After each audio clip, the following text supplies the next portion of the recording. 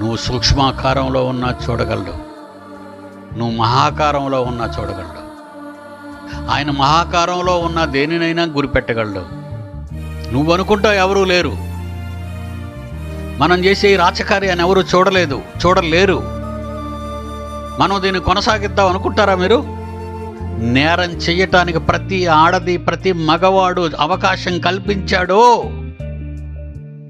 నిన్ను పుట్టించే దేవుడు నీ కుటుంబానికి తరతరాలు ఉన్న సంకల్పాన్ని నువ్వే బద్దలు చేసుకుంటున్నావు. ఈ తరంలో నిన్ను బ్రతికించడానికి, నీ ముందు పుట్టిన తండ్రులందరినీ బ్రతికించబట్టే నువ్వు భూమి మీదకి వచ్చావు, ఆడదు కానీ మగవాడు కానీ. అలా వచ్చిన వారు తమ అక్రమాలు చేత దేవుని సంకల్పాన్ని దారి మళ్లించావో, నువ్వు దేవునికి ద్రోహం చేసిన వాడు అయిపోతావు.